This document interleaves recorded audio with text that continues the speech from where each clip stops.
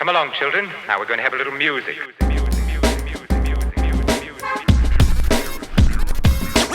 What is up, guys? Welcome back to First Cut. I am here with author of the new audiobook, Dr. Aphra. Sarah, how are you doing today? Sarah Kuhn, how are you? I'm good, thank you.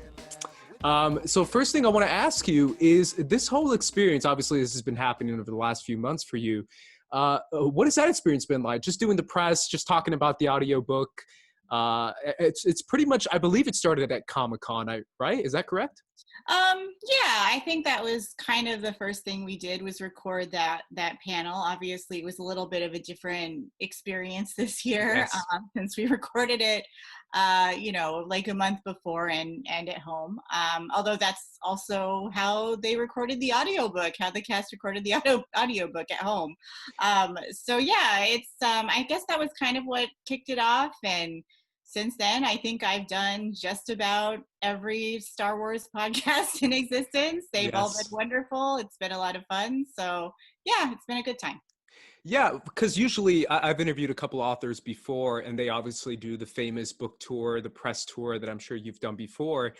It's got to be significantly different considering that everything is virtual now. Do you miss that aspect of touring, of book touring, of going to different bookstores and all that? Yeah, I mean, I do miss meeting people in person, and I Yes. think especially with something like this that's so fandom related. Of Mm-hmm. course, I miss getting to interact with fellow Star Wars fans. You know, that Yes. was something I think that all of us who were involved with the audiobook, like we were really looking forward to San Diego Comic-Con because it came out the week of what would have been San Diego Comic-Con. So, I think we were hoping we get to see like lots of Aphra costumes and, people who had perhaps gotten a chance to listen to it already in the couple days that it had been out. So yes, of course I missed that, but safety first, Of health course. first. I'm glad that we've been able to come up with different ways of talking and interacting with fans, and hopefully someday we'll get to see some Aphra cosplays in person. Yeah, absolutely. That's one of the best parts of the Aphra character, right? Is the immense fandom that she's already created, considering that she's so new. How was that like, the idea of writing for a character that's already so beloved in the Star Wars universe? I mean, it was, of course, hugely intimidating. I think Yes. it helped that, I am a fan of her as Mm. well. And, I was just so excited to be able to do this project. I felt that hopefully I was coming from that place of deep love for her, and that other fans would be able to feel that. But I think whenever you do anything licensed that's for something very beloved or for a character that's very beloved, obviously there's a lot of pressure involved. And I think here's sort of the additional pressure was I knew that they kind of wanted this to maybe introduce her to some new fans, some people who maybe don't read the Star Wars comics but still love Star Wars. And so that felt like just maybe a little bit of an additional challenge to do something that would hopefully resonate with people who already love her, and then maybe get her some new fans as well. Is this your first audiobook experience, by the way? I want to get that Well, out of the it's way. my first time writing something for the audio format. My other Exclusively audio, right? Yeah, like my Got it. other novels, many of them have audiobooks. My Heroine Complex series is actually being recorded by Emily Wu Zeller, who plays Aphra. That was actually a total coincidence. So, I've had things that I've written turned into audiobooks before, but I've never written something that was specifically meant for that medium. How was that like? Because I know that writing for different mediums is something that's very specific. How was it like writing for just an audiobook? It was super interesting. I mean, I had, great teammates. My editor, Elizabeth Schaefer at Del Rey, she was amazing. Nick Martorelli, who's the audio producer, he was awesome. And I felt like they really kind of helped me through the process and helped me figure out, how to do that.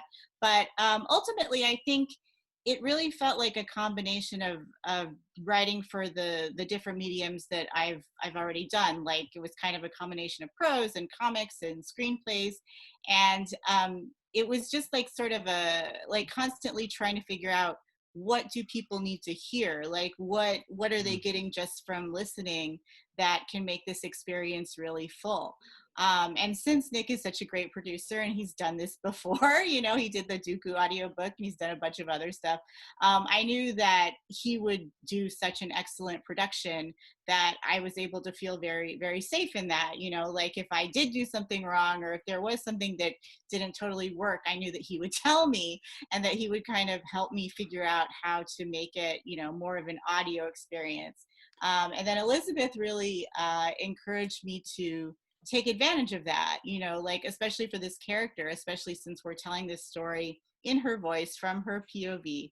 You know, she was like, well, specifically with Aphra, there's a lot you can do with her being an unreliable narrator. You know, I had come up with this sort of framing device where she's making this recording and it's kind of a log. And, you know, Elizabeth was like, well, she would probably, since she's in charge of that, she would probably want to manipulate it a lot, you know? So we did like do a lot of things where she's like erasing things if she doesn't think they sound good, or, you know, kind of embellishing things to make herself sound better.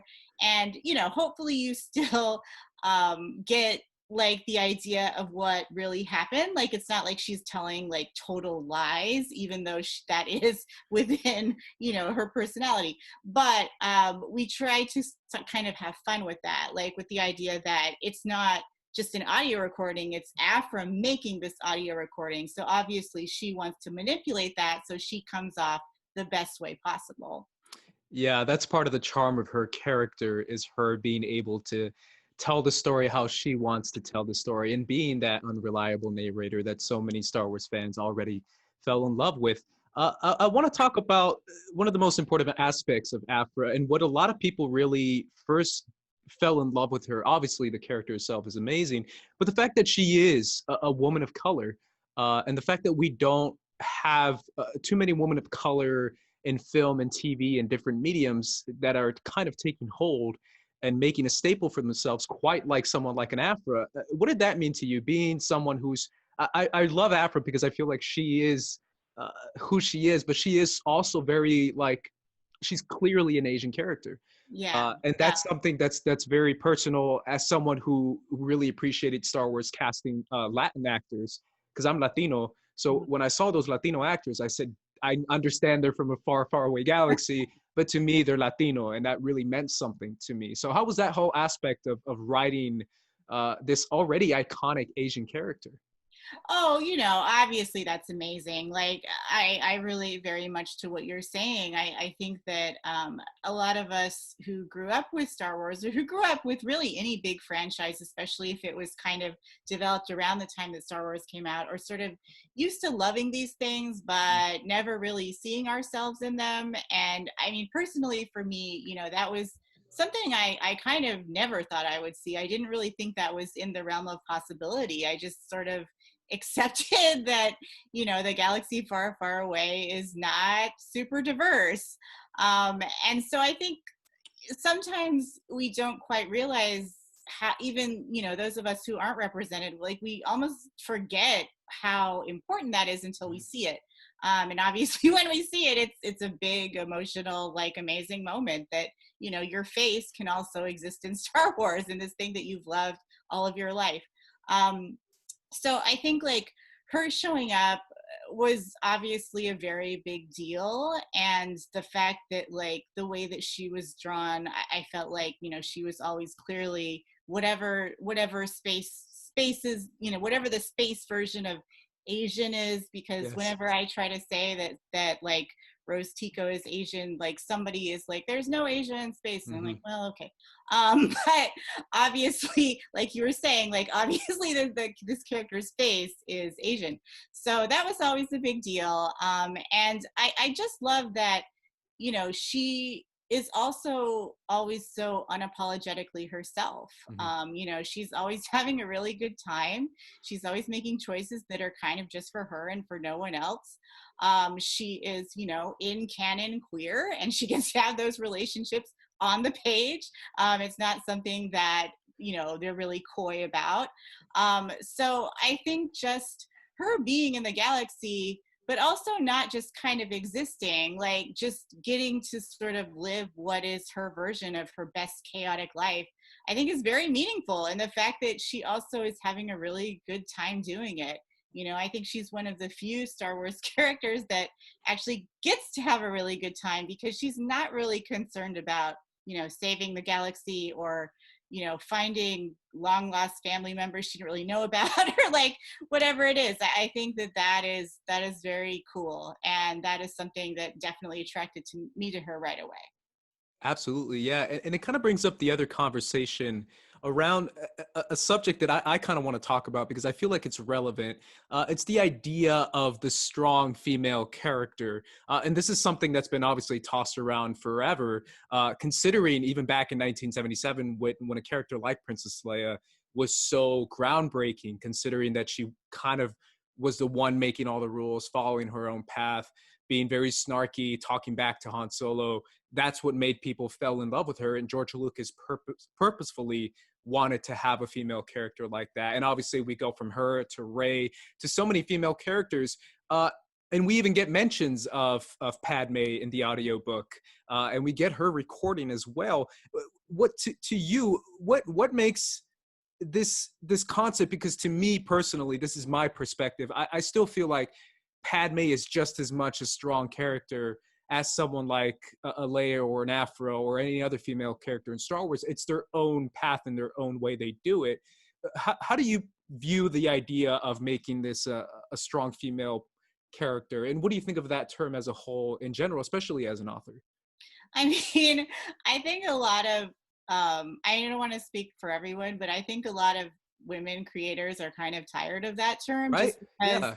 I think it's kind of like what you're saying, like a strong female character. There's so many ways to be that, but it Mm-hmm. feels like over time that concept has been kind of flattened, Mm. to the point where maybe some people think there's only one way to be that. And that way means like being perfect, not being too aggressive, not being too nice, not being too anything. And I think when we flatten characters that way, it's just not that interesting. It doesn't matter what gender a character is, it's just not interesting. So I had certainly responded to Leia right away. She was my first favorite Star Wars character. And one thing I really liked about her was, kind of what you're saying, like she was so aggressive, and she was, she did snap at people. Like she wasn't really sort of the classic idea of what a princess is or what a heroine is. She wasn't nice all the time. She wasn't sweet. Like she made sometimes not great decisions. And I think that that's really interesting. And that's kind of what drew me to her.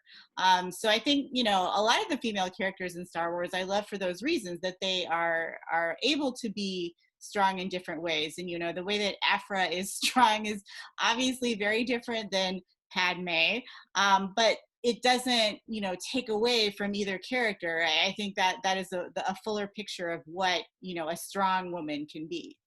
Absolutely, yeah. And I love that aspect of this world and this universe, the fact that we are able to have female characters that are more complex and are more layered, and that have different perspectives and are not just following the rules, especially someone like an Aphra.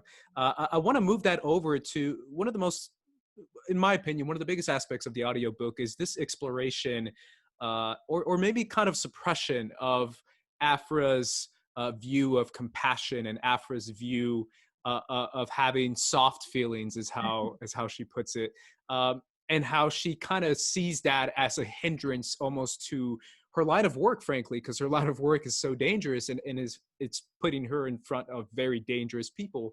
What do you think of that exploration, and how was it writing that exploration of an emotional aspect to a character who's clearly trying to put that to the side, considering that she has that background?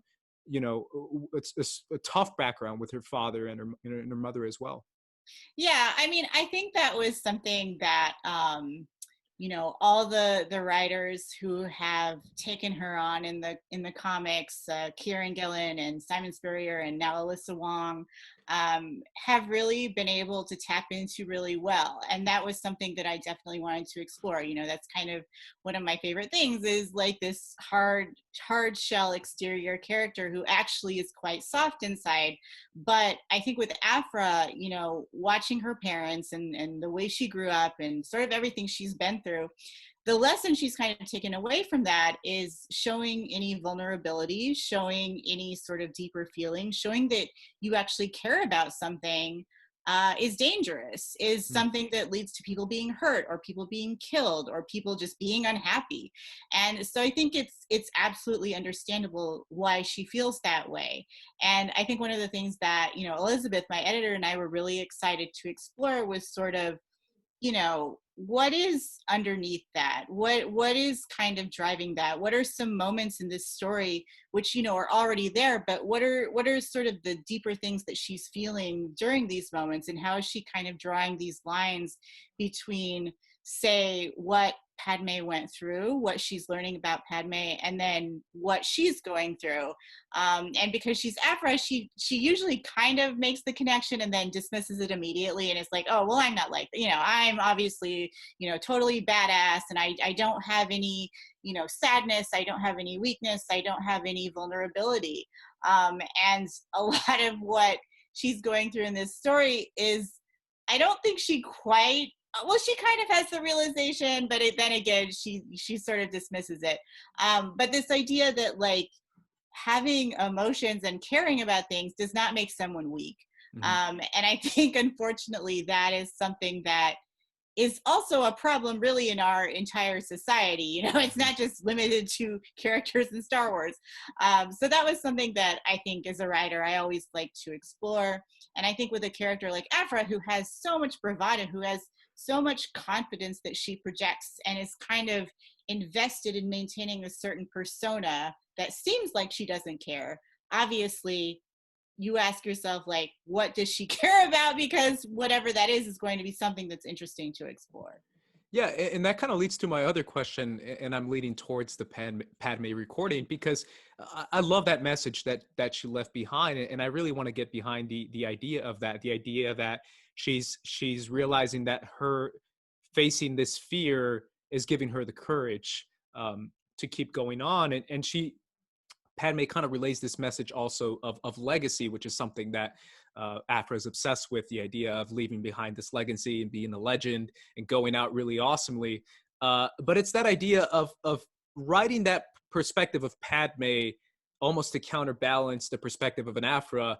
How was that? And I kind of want to hear your perspective on the character of Padme as a whole as well. I know I don't know if you've read either Queen's Shadow or Queen's Peril, but it's another Star Wars character that's very beloved. Yeah, it's interesting because that actually came out of, so when I wrote the Padme monologue, which I really enjoyed writing because, you know, she's such a different voice from Aphra, and it was kind of a challenge for me because I sound more like Aphra than I sound like Padme. That was actually initially we included that because in one of my first conversations with Elizabeth and Nick said something about, you know, like, oh, like a lot of times fans really love it when they're kind of these Easter eggs where they see like a little bit of a familiar character or a really classic character, like someone that everyone knows from the movies or whatever. Like, that's really fun for the fans listening, like, to have that experience. And so we kind of tried to find a few of those we could see throughout. And I think Nick was actually the one who said, you know, maybe when she's like looking through all these artifacts and, you know, she's on Naboo and she's kind of trying to figure out the mystery of Padme and why Darth Vader is so interested in her, maybe we could hear her. Maybe there's a way we could hear her, even though at this point she is not around anymore. And so we, you know, I kind of put that in where it's like, oh, it's, you know, she sees the holo and then she hears the recording, and, you know, it's a message that Padme has made when she knows that she's pregnant, but she also knows that she might not be alive in a little bit. And there was something to me about that, you know, initially it was something where I was like, oh, right, like Nick said this would be cool, so I'm going to include it.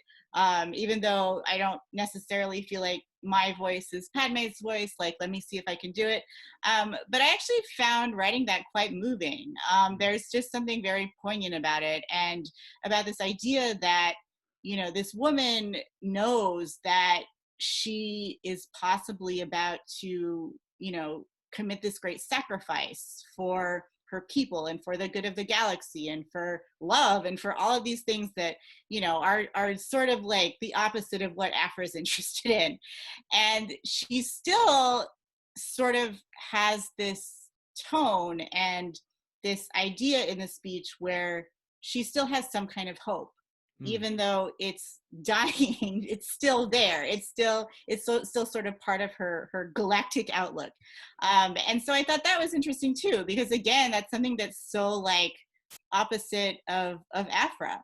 So I think even though that is a very short section and it's just like the one little kind of mini speech, I really loved writing it and I loved hearing it. And I felt like it kind of got into this idea of showing us just like a little bit of a character like that we're all very familiar with, captured in a certain moment in time in a way that is hopefully going to resonate somehow with the main character, even though again, that's not something that she would ever admit.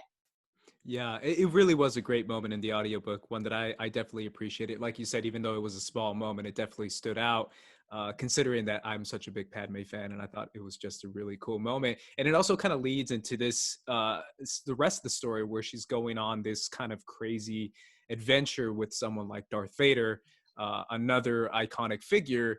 I love her descriptions of Vader, where she's just kind of describing what's going on and describing how he kind of goes about his intimidating ways. So what was the idea of including Vader on this adventure, and how did that feel to write for someone like Darth Vader? Well, it was meant to be based on that first arc of Kieran and Salvador's Darth Vader comic, and the comic's called Darth Vader, so it's probably going to be there. But yeah, I mean, I think that like I always liked how Kieran had sort of described that dynamic in interviews, and how Darth Vader is a man of very few words. He doesn't say a lot, and when he does, it's pretty ominous, and there's not a lot of room for interpretation. Whereas Aphra is sort of the person who talks too much. She's always commenting on things. She feels like she has to address everything. She has to ask a lot of questions. And so I think that was kind of the brilliance of that comic, was that you have Darth Vader, it's called Darth Vader, but you need that other character there to sort of liven things up and say all the things that maybe we as the audience want to say or are wondering about. And it makes for this really interesting dynamic that is also kind of scary, because we know what happens when someone displeases Darth Vader, and Aphra, of course, knows that as well. So it was fun to sort of be able to reinterpret that from Aphra's perspective, because the comic was called Darth Vader. It was not called Aphra until, later when she got her own series.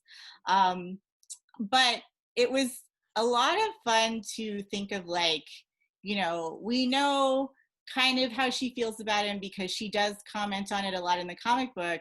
But I love the idea of being in her POV and being in her internal monologue, and having her maybe say things there that she is smart enough not to say out loud. So, any character that's too serious, and Darth Vader is kind of the most serious, she's obviously going to have opinions about.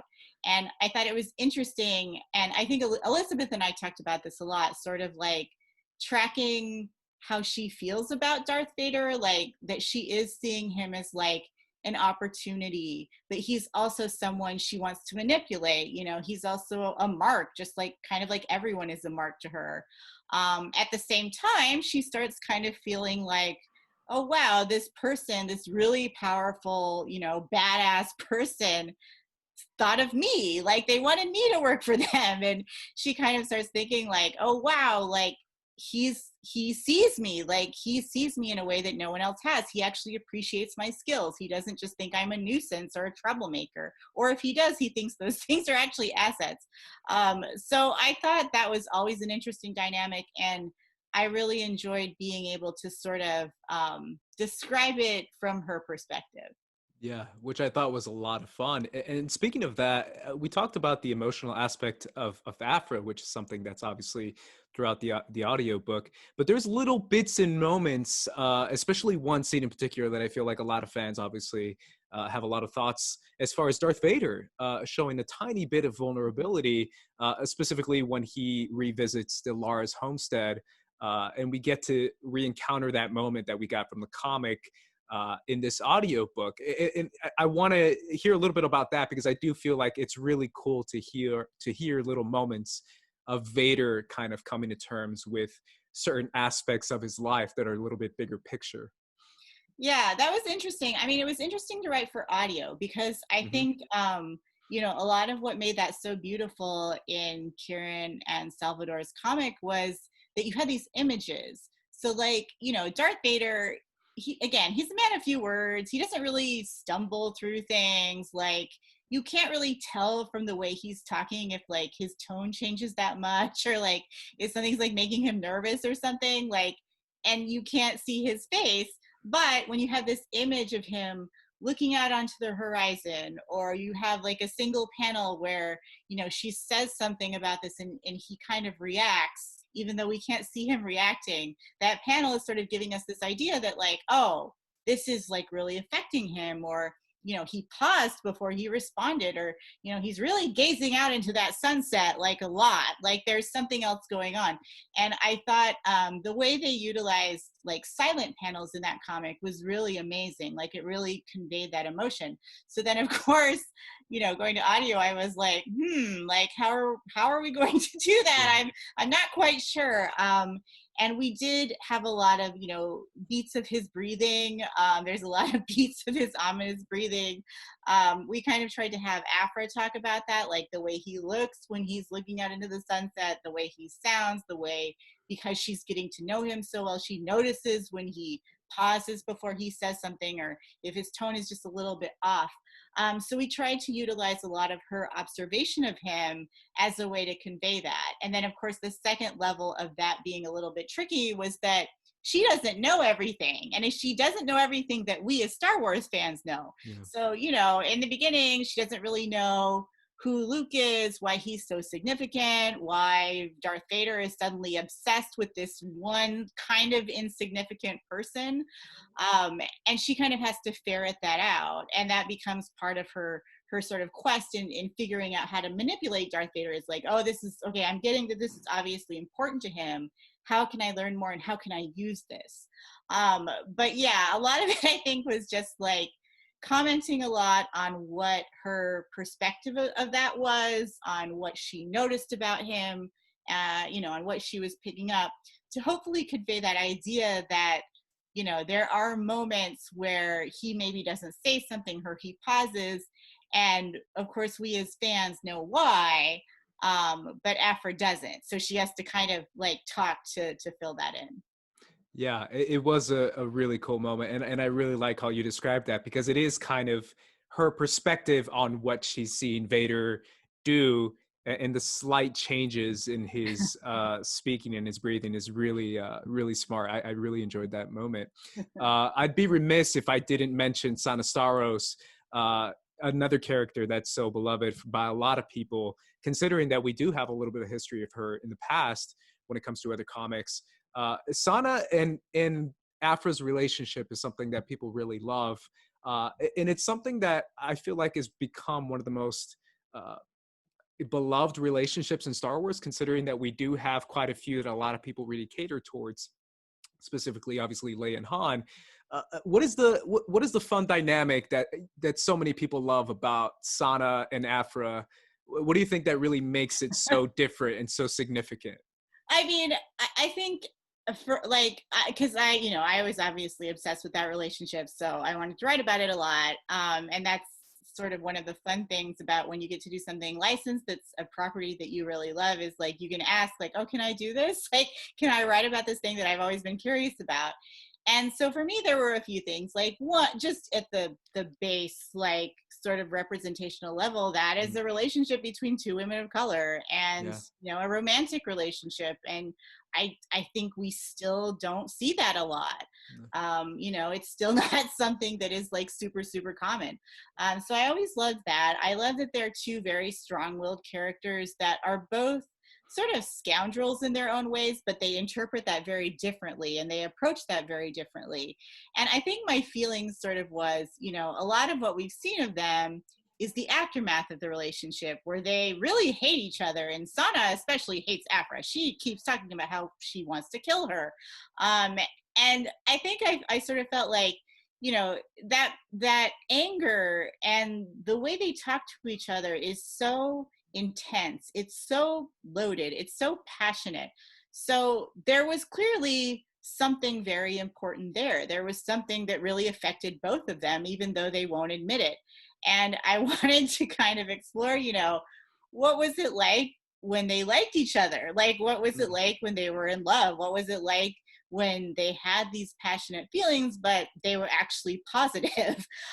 Because clearly there was something there for this to be still affecting them so much, years later. So that was something that had always really drawn me in. And I felt like their interactions together had been so well done and so well written and so interesting that I just like had to know some of the things that had happened between them when they were younger. And then I was lucky enough to get this job and I got to write some of those. Yeah, that's amazing. That's definitely one of the perks of getting this and writing for someone like an Aphra. That's got to be really cool. Speaking of the idea of representation, obviously, I'm sure you've gotten this question a lot, but I kind of want to frame it a different way. When it comes to obviously going from a Darth Vader comic to her own series to now, obviously, this audiobook, it seems like the Star Wars fans are asking for more Aphra and more ways and formats and mediums for her to be seen. Obviously, it would be really cool to see an Aphra in a live action series or even in an animated series. I think that'd be really amazing as well. There's been this kind of dialogue of the purity or the kind of themes that you can explore inside a comic or inside a book versus what you can explore in a live action series. I don't know if you have an opinion on that, whether it comes to, there's a few fans that feel like maybe Aphra belongs in the comics because comics allow for this different world and allow for different themes versus something like a TV show that might have different beats that they want to hit on that aren't necessarily along the lines of someone like an Aphra. I don't know if you have a thought on that. Well, I think that what has been very interesting about the past few years, especially with the advent of all these streaming services and like different ways of producing content, is that I feel like a lot of the rules aren't what they used to be. It used to be that if you write an episode of TV, it has to be a certain amount of time and it has to have this many act breaks and it has to allow for this many commercials and, it has to sort of fit into this very rigid network standard. I feel like now that's just not true. And I think like we have an example in Star Wars, The Mandalorian. I mean, that is a show that I think is brilliant and explores Star Wars in a way that I don't think we've seen before. It does feel different. The way it tells stories feels different. The way it explores kind of this one piece of the galaxy, it feels different. So I feel like what I would love to see is, if we could start having different creative properties, whether they're shows or movies or whatever, that explore these different pieces of the galaxy and that do feel different from each other. I think that, Rogue One feels different from, The Force Awakens, but they both feel like Star Wars. And The Mandalorian feels like Star Wars as well. And it's kind of this almost indescribable quality that you can't quite put into words, but I think all of those things feel like Star Wars, but they still feel different from each other. So I do think, I think also with Aphra, when she came on the scene, I feel like she also broke a lot of rules. I reread those comics a lot during this process. And there were times where, she sometimes uses slang that's kind of modern. She talks about things like weekends and holidays and like, stuff that maybe we haven't really heard someone reference in Star Wars very much. Like I was sort of like, oh, is there a weekend in Star Wars? I guess there is. But I feel like because she kind of broke the mold in that way, they could absolutely do a TV show that was, more in her voice, kind of like this audiobook was in her voice. This audiobook, like the way that we kind of approached it, and we did want to do it, first person POV directly in her brain. I feel like that's not something when I was a kid that I would have necessarily seen from Star Wars, you know, Mm. especially this voice of like a queer woman of color who's very irreverent and calls Boba Fett Boba Man. Like, I just feel like that's not something that when I was a kid I would have necessarily seen. But I think that a big property like Star Wars can be interpreted a lot of different ways. It can be interpreted in a lot of different voices. And because we have these different avenues opening up for content, and that they, you know, we've seen now that the audience is there, it's very open to that. You know, we want to see sort of new and different things from it. I do think that they could absolutely do a TV show that feels like Aphra and feels like Star Wars. Yeah, and I think it would mean a lot for a lot of people across the world to see themselves on the screen, and I do feel like that's important, considering that they would cast an Asian woman, and if we would get a son of Starros, and we would get this colorful cast of characters that the Aphra comics and the Aphra audiobook have, and I think that's very significant. So I personally would love to see an Aphra series, and it really goes to show you someone like an Emily Wu Zeller, uh, in having her portray Aphra and having different actors give their own interpretation of a character is something that's very significant. And I think it would be amazing. And I think it's that idea of adapting a character, right? Of taking a character and giving your own interpretation and coming from a fan's point of view. Where do you feel like Aphra's going as a character? Do you feel like sky's the limit? It could be films, it could be TV shows. Yeah, I It's going to be a mean, continuation.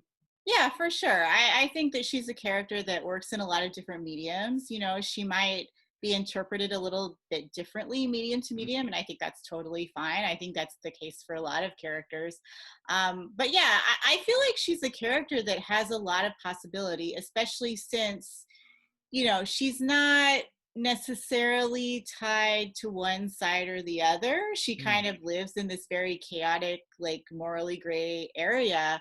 And a lot of her adventures are simply that, or like her out there having adventures. And there's something about that that is so open. Like, that character is so specific, but her world and the way she kind of interacts with the Star Wars galaxy is so open that I think she's actually a great candidate for exploring, like in a show or something. I think if given the choice, I would say I would like to see maybe a TV show over a movie, just Yeah. because I think like she works really well in that sort of like serialized adventure. You know, we're visiting a new planet every week, but also her kind of character arc is maybe the thing that guides it. You know, something like that. I think that she's also a character that, like, the more you get to know her, the more you love her, or the more you kind of see the nuance of her. So I could see that working really well in like a TV format. Yeah, well, speaking of which, I love the idea of writers kind of exploring different mediums and different aspects. How do you feel about going and adapting and being part of a production team, for example, on a TV series or on a movie, and adapting your knowledge and your viewpoint of Aphra, and obviously maybe going into screenplays and stuff like that? Is that something that you would love to explore as well, or? Yeah, of course. I mean, I don't Yeah, think anyone would say like no. Like, yeah, anyone who's written Aphra, I feel that's like true. if you said like, "Do you want to write on an Aphra TV series?" I feel like everybody would be like, "Of Sure. course!" Like, let me just like clear out my calendar. But yeah, I actually have written screenplays. I have, you know, written like stuff like that. So I think that that would of course be awesome. Like, I can't imagine, you know, any of us who have worked on Aphra saying no to that. Yeah, yeah, and I love the idea of expanding the world and expanding the idea of taking it from a comic to this incredible live action series. And what's great about her character as well, and I'll finish up with this: the idea that the weight of what she's facing, like you said, isn't ending of the galaxy, isn't saving the universe. It's simply, exploring what she loves. And I think that's something that's very contagious from a reader's point of view or from a listener's point of view, is the idea of saying, maybe I don't understand her passion for these artifacts, but I love her passion. And that's something that I can appreciate. Um, how did you feel writing for something that is so odd and yet specific about like these weapons of kind of destruction being something that she's so passionate about, and yet you find kind of charm inside of that. Yeah, I absolutely love that. I mean, I think for a writer, whenever you can kind of home in on, or, you know, it's obviously with her, a lot of that was already very well established and Yes. had been written about very well. I think it's always fun when a character has a passion, especially when it's not maybe a super common passion, or it's like not something that we've heard a lot about. And, you know, for me, that was actually one of the kind of intimidating parts, because as far as like my Star Wars love, you know, I love the characters, I love the stories. I tend to gloss over the tech stuff.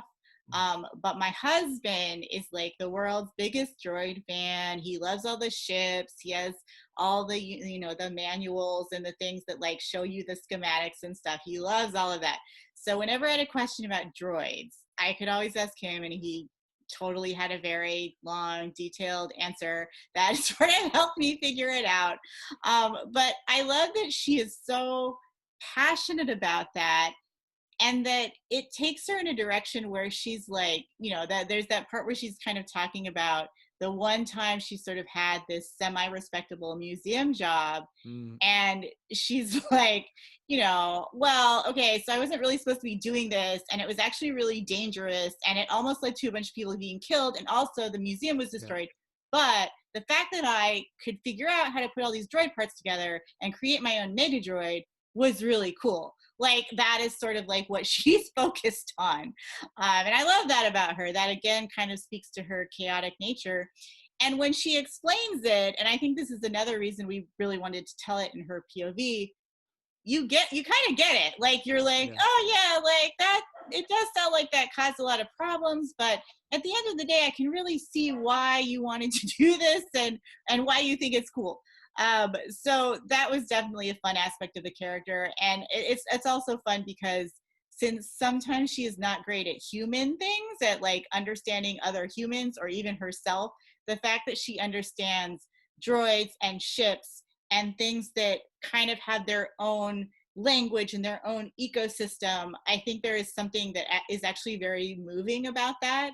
And you can see why that's what she sort of poured her passion into.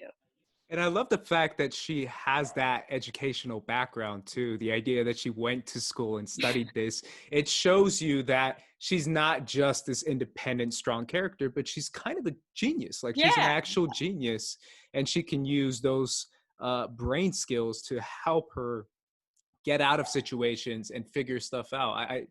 I'll finish up with that, I guess, because I really think that's really cool. Yeah, she's a genius, and she just wants everyone to know it.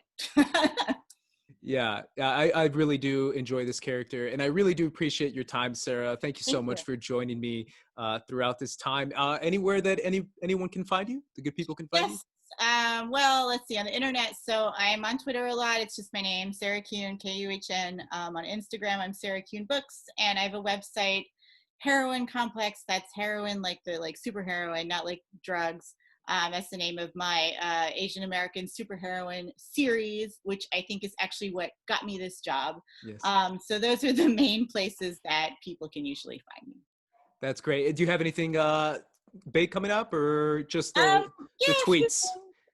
Yeah, you can look forward to all my tweets. Yeah. My fourth Heroine Complex book, which is called Haunted Heroine, came out actually the same month as Aphra. It came out in July, and I'm working on the fifth one.